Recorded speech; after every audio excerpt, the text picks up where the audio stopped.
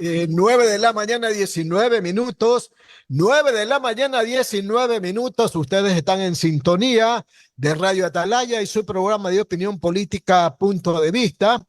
Antes de empezar la entrevista con nuestro siguiente invitado, el licenciado Leonardo Lazo, conocido también como Pipo Lazo, permítame dar la bienvenida a nuestra compañera Romina Ceballos Avellán, que ya está con nosotros. ¿Qué tal, Romina? Buenos días. Buenos días, Alcides. Buenos días, Julio. Buenos días también a nuestro invitado y, por supuesto, a todos los que nos están escuchando por la señal de Radio Atalaya.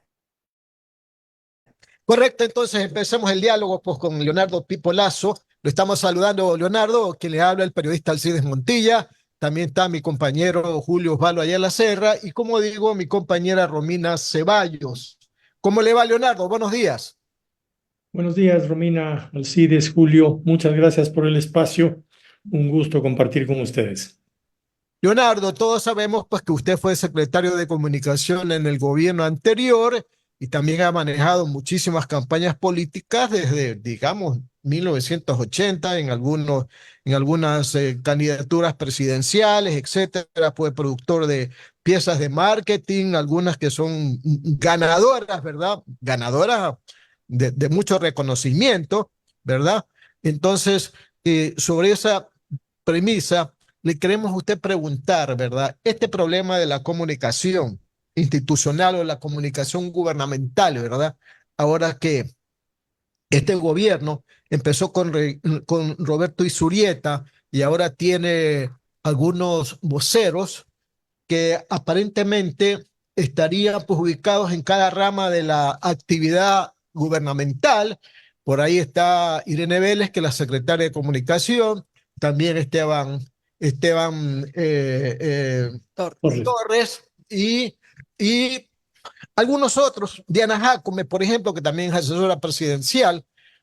Algunos dirían que podrían ser una especie como de fusibles, que si se equivocan, pues el último que tiene la palabra es el presidente, ¿verdad? Pero yo quisiera un concepto suyo. ¿Tantos voceros confunden o reafirman una idea que quiere comunicar el gobierno? ¿Cómo lo toma usted, Leonardo? Bueno, creo que es mejor, si es que la idea es reforzar la comunicación presidencial, tener un vocero presidencial. Esa es una figura que se estila, ¿no? Usted en Argentina tiene ahora a Manuel Adorni, que es vocero del presidente. En la Casa Blanca tiene siempre ahora una vocera, no recuerdo el nombre, pero siempre tiene un vocero. Ahora, yo no veo muy bien esta distribución de varios voceros y también un problema de imagen de cada uno de ellos. Quiero decir, por ejemplo, Esteban Torres está haciendo una suerte de vocería política y él es un hombre con una imagen negativa muy alta. Entonces, un mensajero, un vocero, necesita tener imagen positiva como elemento fundamental, porque si no, yo no le voy a oír, no le voy a creer. Y incluso si en redes va a generar reacciones adversas, como ha pasado con las intervenciones de Torres, ¿no? Algo semejante ha pasado con Diana Jacome. En el caso de Diana, me parece que le falta todavía más experiencia, más rodaje para hacer una vocería más fuerte, más potente. Y entonces, y luego también cae en esos errores como la otra vez que opinó que en el Ecuador ahora se puede salir tranquilo y que todo anda bien. Entonces, eso transmite una imagen más bien negativa de un gobierno como ausente de la realidad, que no creo que sea el caso con el presidente, que más bien muestra que sí quiere estar sobre los temas. Entonces, yo diría, hay que tener un vocero presidencial que refuerce al presidente, que creo yo que al presidente no le es muy cómodo el campo de las ruedas de prensa, las entrevistas. Es un mundo donde no se siente muy cómodo y por tanto sí necesita un apoyo de vocería.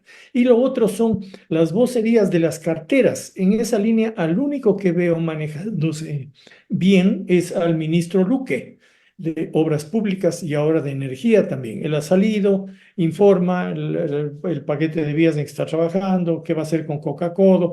Eso debe ser, es decir, cada ministro debe informar en su cartera, pero en eso no se ve a los otros ministros activos comunicacionalmente.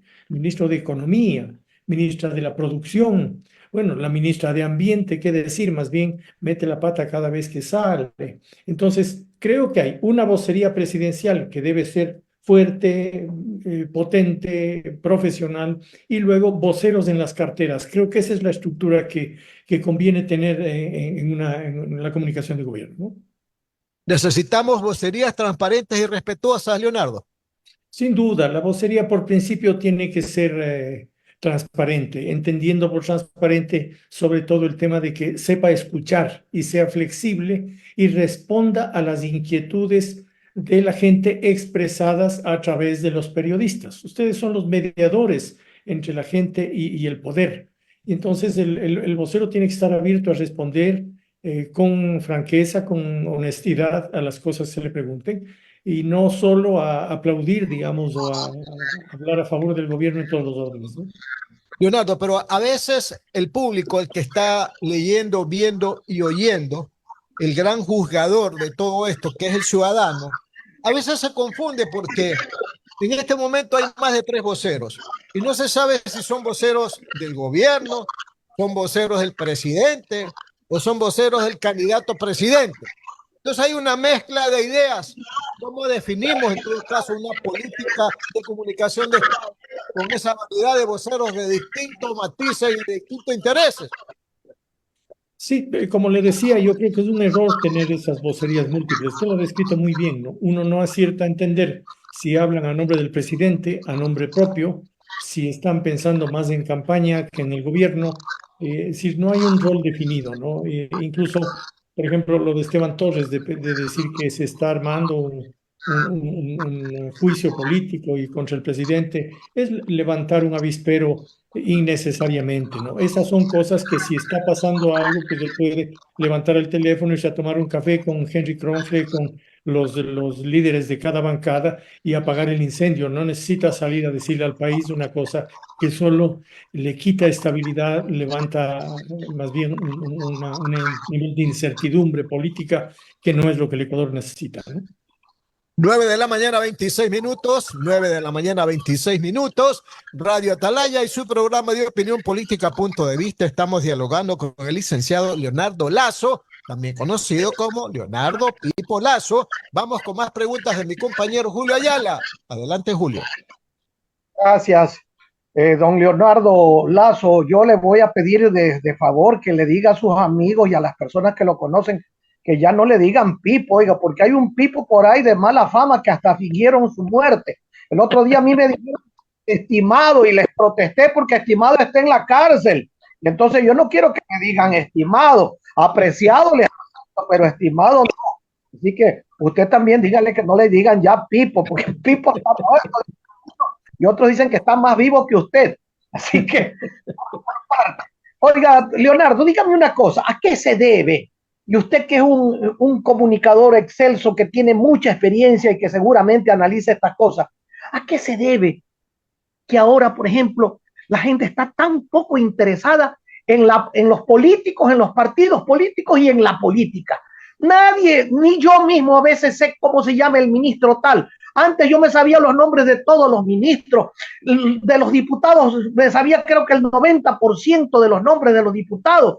Ahora yo a veces pregunto quién es el presidente y el otro día me dijo uno, creo que es el hijo creo que es el hijo de Alvarito, no saben ni el nombre, oiga, así andan las cosas. ¿A qué se debe ese fenómeno? Es mundial, ¿verdad? Sí, es un fenómeno general de la democracia. Hay una sensación que ha ido creciendo, ¿no? Esto ya lo vimos en los 90. Yo recuerdo que las encuestas que hacíamos en los años 90 ya veíamos la insatisfacción de la gente con los políticos, pero eso ha crecido mucho. La percepción generalizada es que los políticos se reparten beneficios entre ellos y grupos de interés y no responden a las necesidades ciudadanas. En teoría, la política es el arte de responder a las necesidades de la gente, de trabajar por el bien común. Pero lo que se ve frecuentemente son actitudes de espíritu de cuerpo, de defensa de sus intereses. Pongo un caso que acabamos de ver aquí en Quito hace pocos días, los concejales y el consejo aprobó un servicio especial de seguridad para los concejales en sus barrios y sus residencias. Es decir, mientras al resto nos asaltan, yo sí me protejo, ¿no es cierto? Entonces, eso, yo que tengo el poder para servirte, me valgo del poder para yo asegurarme, y si a ti te asaltan, qué pena, hermano. O sea, eso es justamente lo que le molesta y le duele a la gente, ¿no es cierto? Que esto que quizás quien mejor lo describe es Javier Milei en Argentina, que él llama la casta, ¿no? Es decir, que es esto, en realidad es como una casta, actúan haciendo las leyes para beneficiarse a sí mismos, para beneficiar a grupos de interés, usando los fondos públicos de formas que benefician a unos y perjudican a otros, y todo eso genera esto que usted describe bien, que es un desinterés, no por la política en sí, sino por esta forma de política. Porque recuerde usted, por ejemplo, que el debate en que Daniel Noboa se potenció como posible ganador, el público que más vio el debate fue el público más joven. 68% de quienes vieron eran muchachos de 18 a 28 años. Entonces, eso quiere decir que sí les interesa, pero lo que están buscando es alguien que les dé esperanza, que les dé alguna mejor posibilidad para el futuro, y no esto que se repite, que es estos repartos de beneficios de la casta, ¿no? Leonardo, sin embargo, hay gente que dice, por ejemplo, que Lazo ganó por los zapatitos rojos y que Noboa ganó por el cartón con su imagen. ¿Hasta qué punto es cierto aquello?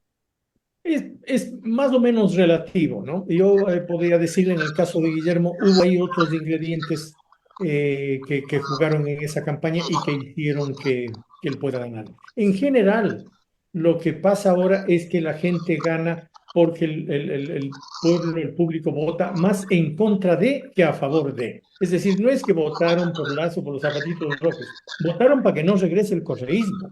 Esa es la realidad. Y cerrando los ojos, porque un inmenso porcentaje de gente que votaba por Lazo no le gustaba Lazo. Sin embargo, decía, no nos queda más porque no queremos que regrese.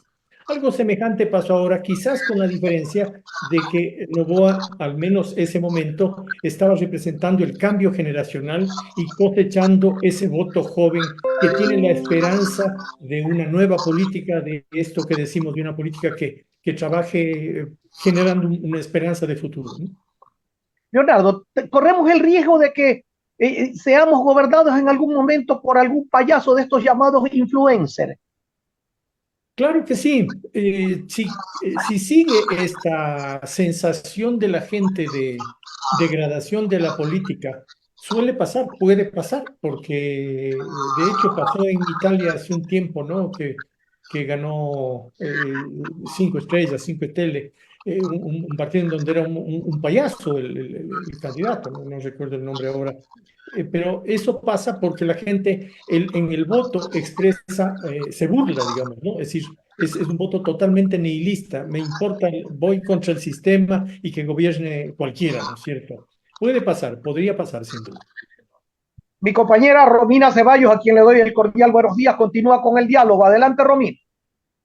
Muy bien. Bueno, nuevamente buenos días, Julio, y a nuestro invitado. Hablando un poco del tema de los influencers y de la nueva manera de comunicar de los políticos, que en particular el presidente Daniel Noboa ha usado como su gran herramienta, que es esta comunicación fácil, esta comunicación rápida de TikTok.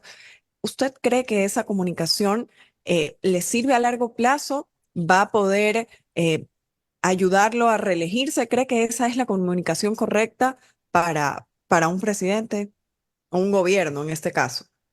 Es decir, esa comunicación es necesaria porque llega, como decía bien Alcides, a todos esos públicos desinformados y que están lejos de la política, ¿no? Pero que sí son tiktokeros o instagramers o esto. Pero es necesaria, pero no es suficiente, diría yo, porque al final del día también está la necesidad de solucionar los problemas de la gente, que es la razón de estar en el gobierno. Ahora, hay que considerar que el caso de Daniel Noboa es particular porque está al mismo tiempo en gobierno y está en campaña, es decir, y es una condición irremediable, digamos, no es usual.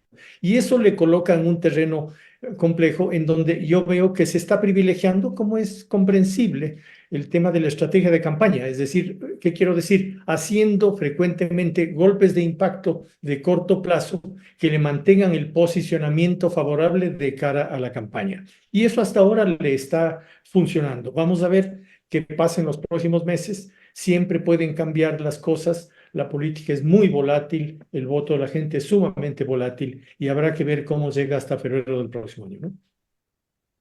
Y justamente en una comunicación más tradicional que se han venido realizando en las últimas semanas con las vocerías de parte del gabinete presidencial, lo que hemos podido ver es que en cuanto a Esteban Torres y Diana Jacome han sido vocerías totalmente equivocadas. Entonces, ¿de qué forma podría el gobierno nacional mejorar su comunicación tradicional en temas que realmente son de interés de toda la ciudadanía?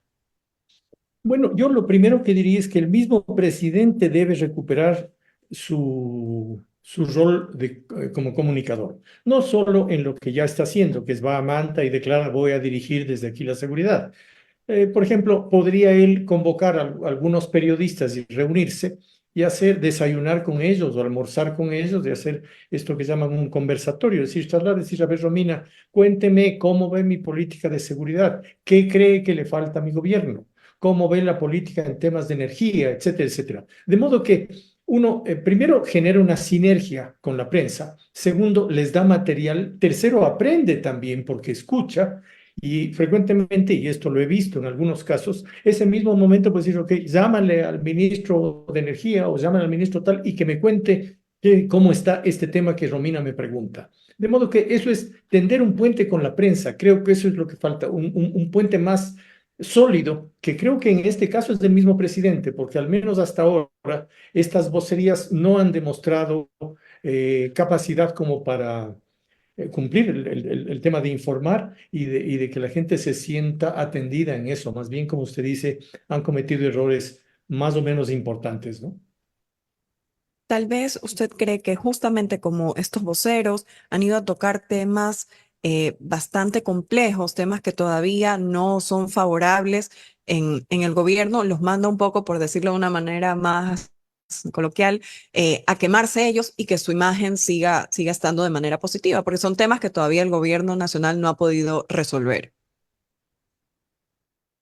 Eso es parcial porque si yo soy el que dirige mi equipo, si mi equipo no funciona, yo soy corresponsable y eso se nota. Es decir, la pregunta es, ¿para qué tiene una persona que no le hace ningún favor y que más bien le genera problemas? De modo que yo no diría que eso, el hecho de que ellos salgan y cometan errores y se quemen, le ayuda al presidente. No le ayuda de ninguna manera. Sobre todo porque generan reacciones adversas, como decir que en el Ecuador se anda tranquilo, como Diana Jacome, o como decir que están armando un juicio político al presidente en el otro caso. Es decir, informen sobre lo que a la gente le interesa. A la gente le interesa saber qué pasa con la política de seguridad, qué pasa con la obra pública, cómo van a manejar la crisis energética, qué van a hacer para reactivar la economía, que eso es un tema lacerante, el desempleo, la gente está emigrando, hay un problema serio económico todavía y no se ve una línea clara de cómo van a tratar de reactivarla, ¿no? Las 9 de la mañana, 37 minutos, 9 de la mañana, 37 minutos. Continuamos en este diálogo con Leonardo Lazo, quien fuera anteriormente secretario de Comunicación. Leonardo, hablemos del tema político electoral, ¿verdad? Están apareciendo ya pues nombres de posibles candidatos presidenciales. Ya por ahí pues Leonidas Issa, Pedro Granja, eh, eh, probablemente Luisa González, probablemente Henry Cucalón, Jorge Escala, y hoy día pues se anuncian también Andrea González, que va a participar en la campaña como candidata presidencial, y el general de policía en servicio pasivo, Víctor Arauz, quien fuera también jefe policial acá en Guayaquil. Y claro, la presencia de quien pues ya todos conocemos que iría por la reelección, el presidente Noboa. Muchos de sus colegas, Leonardo, dicen que hasta el momento Noboa no tiene competidor y que el único competidor de él son sus errores en la gestión de gobierno. entre esos el tema de la vicepresidenta Abad. ¿Qué opina usted? Sí, en principio lo que diría es, una reelección es siempre un plebiscito de la gestión de la autoridad. Es decir, si yo estoy satisfecho con la gestión de Daniel Noboa, voy a darle el voto. Si yo estoy insatisfecho, si yo rechazo la gestión de Daniel Noboa, voy a votar en contra. Leyendo esto, hasta el momento a él le va bastante bien, porque hay una percepción general de que la política en seguridad está funcionando. No es que ha corregido todo, pero está dando algunos resultados. Y también la gente es consciente de que él lleva poco tiempo, no le está pidiendo cuentas como a un gobernante que ha estado 2, 3 o 4 años. Sabe que lleva algo más de 6 meses o 6 meses en la gestión y que entonces no se puede arreglar todo. De modo que hasta ahora le va bastante bien. Esto hace también que sea más complicado para los rivales construir su candidatura. Esto como escenario. Ahora, lo otro, lo de la vicepresidenta sí es un ruido que él habrá que ver cómo lo maneja y habrá que ver si le afecta. Mi impresión es que ese ruido le afecta en un cierto público interesado en todo el rollo político, pero a la gente común lo que le importa es la solución de sus problemas. Y mientras eso funcione, si la gente tiene una mejor percepción de que están mejorando las cosas de seguridad, de que ya hay alguna estrategia en la crisis energética, etcétera, etcétera, entonces él tiene un escenario favorable. El día de hoy, él tiene un escenario bastante favorable para la reelección, pero faltan muchos meses y como dije antes, la votación es muy volátil y cualquier cosa puede. En esa volatilidad de la que se habla regularmente en nuestro país, que hoy día puedes estar con el 60% y cometes un tremendo error y bajas al 40 o al 30, ¿verdad? ¿Qué posibilidades ve usted, Leonardo, de que en estos tiempos aparezca un outsider? No veo muy claro el tema, ¿no? Porque el outsider tiene que surgir en un contexto de insatisfacción muy grande del gobernante en curso. Entonces, como eso no hay, es decir, Daniel Noboa de alguna manera representa el hombre que está tratando de sacarle al Ecuador de una crisis y está trabajando para eso. Entonces, ¿cuál podría ser el posicionamiento del outsider, ¿no? Decir, él no sirve, yo voy a cambiar. Veo difícil esa aparición y como decía además, como él tiene una aprobación razonablemente buena de su gestión, eso dificulta aún más la entrada del outsider que normalmente es antisistema, ¿no? Un tipo que entra a atacar duro. El caso de Javier Milei en Argentina marca ese outsider, ¿no? Un tipo que entra a atacar a la casta, a los mismos de siempre, a todo eso, ¿no?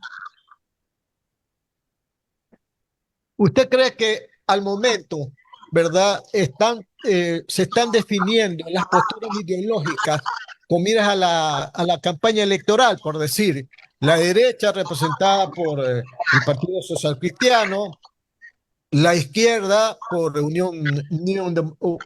Unidad Popular o el Partido Socialista o de repente la CONAI y su candidato? El centro, pues bueno, habrá que empezar a desbrozar el camino para ver si encontramos a alguien de centro. Pero esa tendencia se mantiene en este país, donde la gente vota más por el corazón que por el cerebro o también vota por el hígado, ¿no? De repente, ¿no? Se van a mantener las tendencias ideológicas o al final del camino la gente va a votar por el que mejor se presente en cuanto a propuestas y en cuanto a su historial político. Sí, cada vez la gente vota menos por ideología, ¿no? Eso es un fenómeno internacional. Y más bien vota en contra de que a favor de. Entonces, en este caso, yo creo que Noboa tiene una situación favorable, como decía, si tiene una buena aprobación de gestión, la gente va a decir mejor que siga trabajando a experimentar. Lo que sí va a tener ustedes esa posición, tanto de Luisa González como de Leonidas Issa, que es una posición más bien entre izquierda y el socialismo siglo XXI, ¿no? Que es un sector definido con un mercado cautivo de votantes que viene actuando en el Ecuador y tiene un votante permanente. Entonces, me parece que ese va a ser el escenario y esos son los candidatos más definidos, porque del otro lado Cucalón, Andrea González y tal, habrá que ver qué voto van a cosechar porque de alguna manera van a pelear voto con el mismo Daniel Noboa, ¿no? Las 9 de la mañana, 43 minutos, Radio Atalaya, su programa de opinión política, punto de vista. Estamos dialogando con el ex secretario de Comunicación, Leonardo Lazo. Más preguntas de mi compañero Julio Ayala. Adelante, Julio. Gracias.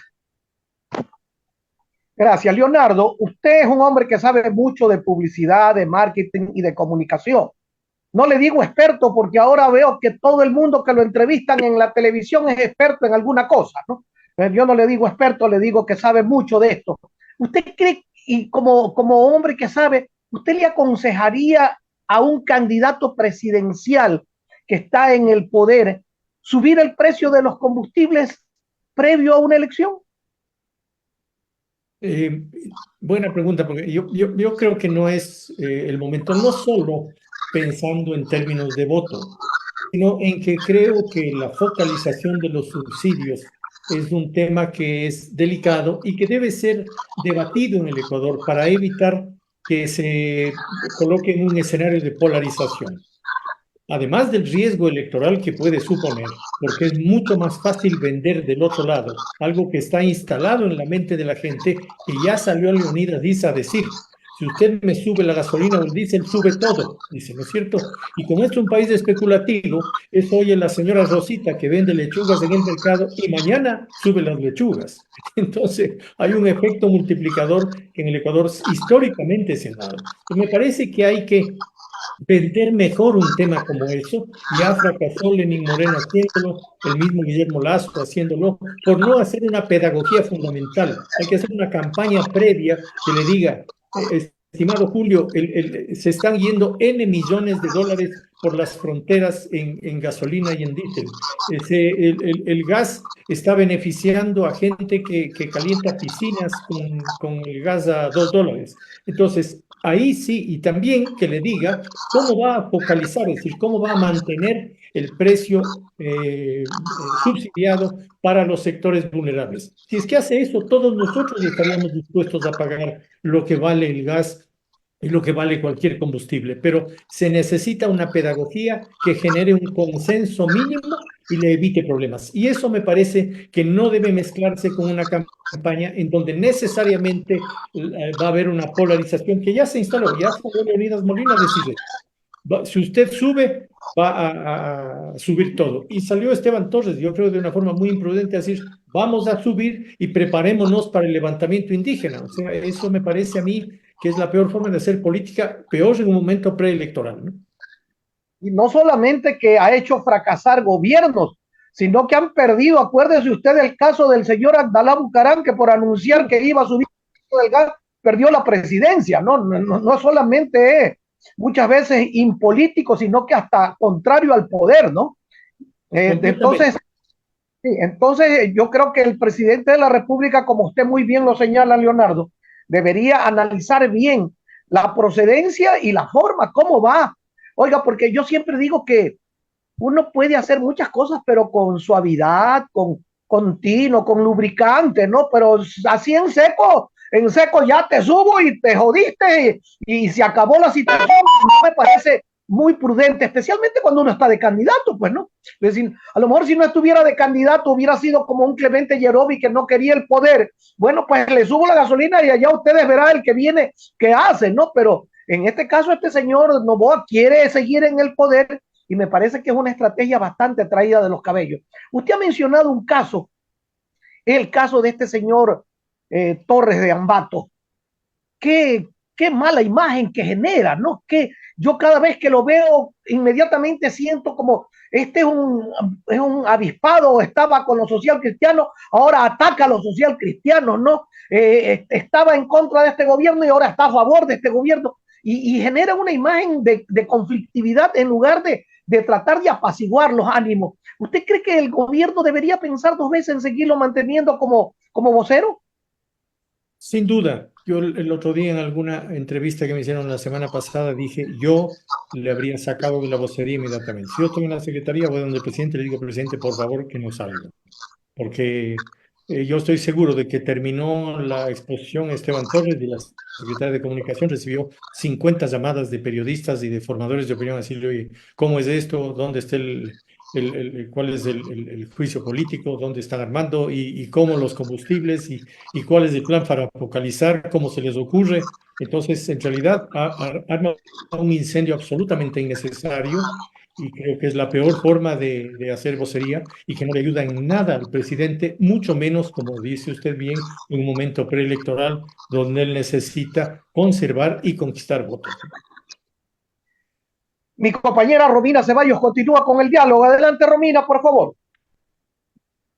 Y justamente hablando de todas estas crisis y un poco de los subsidios que se van a eliminar, el aumento del IVA y la situación económica de la mayoría de los ecuatorianos, ¿usted cree que todas estas decisiones que está tomando el presidente no le van a afectar en las elecciones de febrero del 2025? Porque a pesar de todas estas decisiones duras que ha tomado, sigue teniendo un gran respaldo de la ciudadanía. Sí, yo creo que la ciudadanía estaba consciente cuando asumió Daniel Noboa de que vivimos una crisis profunda y de que se van a necesitar esfuerzos. Por eso pudo hacer el tema del IVA y algunas otras medidas que ha tomado. De modo que eso me parece que no le afecta hasta allí, no se ve afectación. Creo que la gente está consciente de que cuando estamos en crisis tenemos que hacer ajustes, tenemos que todos contribuir para poder salir. Entonces, hasta el día de hoy no veo eso. Ahora, entrar en otros temas, como es focalización de combustibles, alza de combustibles y esos subsidios, eso es bastante más delicado. Históricamente en el Ecuador, bien tocaba Julio, Abdalá Bucaram se cayó anunciando la subida del gas, ¿no? En el año 95, 96. Entonces, me parece que es un tema que hay que verlo con mucho más tino y sobre todo un tema que necesita acuerdos. Cuando hay esas subidas, eliminación de subsidios, la única forma de hacerlos sostenibles, de que se mantengan el tiempo, es con acuerdos. Y eso requiere pedagogía con la gente, contacto, diálogo, negociación. Y eso no está pasando en el gobierno y me parece que eso es un error. ¿Cuál cree usted em, que es la estrategia que el presidente Daniel Noboa ha usado a su favor para que él, aunque haya prometido algo totalmente distinto en campaña, que fue justamente no subir el IVA, no empobrecer más a los ecuatorianos y ha hecho todo lo contrario, pero igual la gente lo respalde? ¿Qué cree? ¿Que es una buena gestión comunicacional? ¿Cuál cree que es el fenómeno que pasa para que esto suceda? Creo que son algunos factores. Primero, el tema de que Daniel Noboa representa una renovación generacional de la política, ¿no es cierto? Eso es claro. Es un hombre muy joven y en consecuencia toda la generación menores de 40 se identifica mucho más con él. Segundo, él ha entrado y desde el comienzo no representó esta polarización correísmo-anticorreísmo, sino que entró con una línea más pragmática de solucionar cosas y no de entrar a polarizar. Incluso logró aprobaciones de leyes con apoyo de un lado y otro, es decir, con apoyo del correísmo incluido.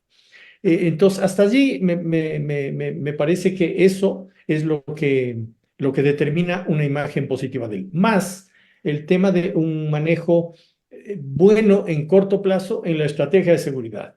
El tema de intervención de Fuerzas Armadas, el anuncio de que va a ser unas cárceles, el estar muy presente. Ahora mismo yo veo que en ese tema están trabajando bien. Cuando ve que hay un evento grave en Manta, dice, yo me desplazo a Manta, yo dirijo, yo estoy ahí. Entonces la gente comienza a decir, sí, no es que ha solucionado todas las cosas, pero está dando la cara y está él al frente poniéndole el pecho al tema, ¿no? Entonces me parece que mientras él maneje de esa manera, le puede ir bien. Ahora, lo otro que hemos dicho, debe corregir el tema de vocerías y mejorar también las vocerías de las carteras para que complementen esa buena imagen que él ya tiene en su estrategia fundamental, que es la seguridad. El gran tema de los ecuatorianos es la seguridad. No queremos que nos asalten, no queremos que nos maten, y eso es el principal pedido del presidente, ¿no? Tal vez no vemos tanta vocería de las diferentes carteras gubernamentales porque no hay dinero y no han podido ejecutar su presupuesto y tal vez no hay muchas acciones que han podido realizar. Y en ese sentido, no tendrían mucho que comunicar.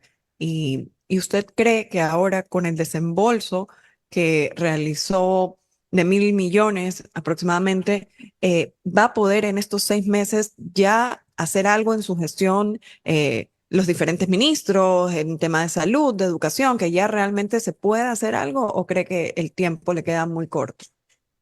Siempre se puede hacer, y yo no creo además que porque no tenían plata no pueden hacer nada. Si usted revisa en los ministerios, hay un montón de planes y de proyectos y programas y cosas que están ahí archivados o sin caminar suficiente, ¿no? Hace pocos días había un paquete grande de alianzas público-privadas promovidas desde el Ministerio de la Producción, desde el gobierno anterior y la Secretaría esta de Alianzas Público-Privadas y Finanzas negó 23 posibles contratos de inversión público-privada por unas razones de posible riesgo fiscal en el futuro y tal. En el mismo Ministerio de la Producción descansa en algún escritorio un excelente documento que se llama el Libro Blanco de la Economía Circular, en donde se habla de reciclaje, de toda esta nueva economía que está moviéndose en el mundo muchísimo. Está muy bien hecho, eso se hizo en el gobierno de Lenin y sobre eso no se está haciendo nada. Lo que quiero es, le doy esto nada más como ejemplos de cosas que se pueden hacer. Lo propio en el Ministerio de Ambiente, ahí hay un montón de retrasos en temas de licencias ambientales. En el Senagua, permisos de agua para poder llevar adelante proyectos hidroeléctricos y otros proyectos. En fin, hay muchas cosas que se puede hacer si uno está en una cartera más allá del fondeo. Y siempre, si es que uno encuentra la vía, va a encontrar los fondos, porque los multilaterales, la cooperación, etcétera, mueven dineros. El tema me parece que ahí pasa más bien por un equipo al que le falta un poco de rodaje. Es relativamente novato en el tema de gobierno y eso está pasando una factura en cuanto a que no hay gestión y por tanto no hay que comunicarlo. Hago la excepción ahí del ministro Luque, que dicho me parece que se está manejando bien. También he visto un buen manejo en la Secretaría de Alianzas Público-Privadas. En fin, hay algunas cosas que sí están haciéndose, de modo que tampoco querría generalizar a todos los ministros, ¿no? Leonardo, a propósito de las declaraciones del subsecretario de Gobernabilidad, Esteban Torres, el que le llaman el Baby Torres, ¿verdad? ¿Usted cree que por iniciativa propia el señor Torres haya dicho lo que dijo respecto a lo que, según él, podría haber ocurrido en la Asamblea en esto de renovar las comisiones o de que está preparando un frente anti-Noboa con el fin de llamarlo a juicio político? ¿Usted cree que él hubiese dicho por iniciativa propia?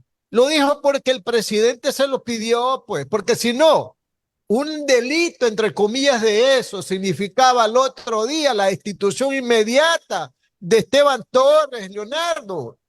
¿O estoy equivocado?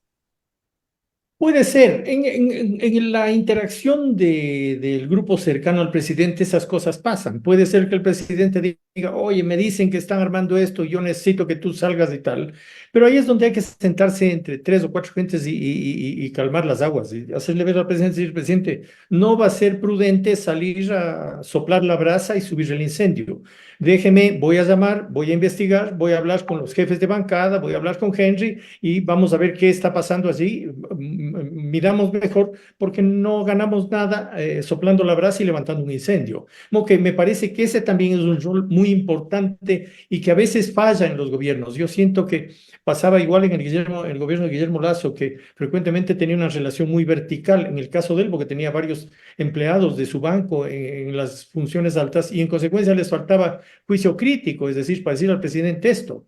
Y quienes teníamos algún nivel crítico, más bien nos quemábamos, porque fruto de esta política de aplaudidores, como yo les llamo, el presidente comienza a rechazar a quien le quiere hacer ver la realidad. Entonces, yo creo que eso debe cuidar mucho el presidente Noboa. Es un hombre joven con mucho futuro en la política, pero debe, sin duda, aprender a asimilar la crítica y también aprender a tener la calma, la ponderación para poder apagar los incendios, negociar políticamente sin necesidad de exabruptos. Leonardo, le agradecemos mucho por haber estado con nosotros. No, por favor, siempre a la orden. Disfrutado mucho la entrevista. Un abrazo fuerte. Correcto, muy bien, muchas gracias pues al licenciado Leonardo Lazo, fue secretario antes de Comunicación y hombre de dilatado trabajo en el campo de la comunicación y la publicidad política.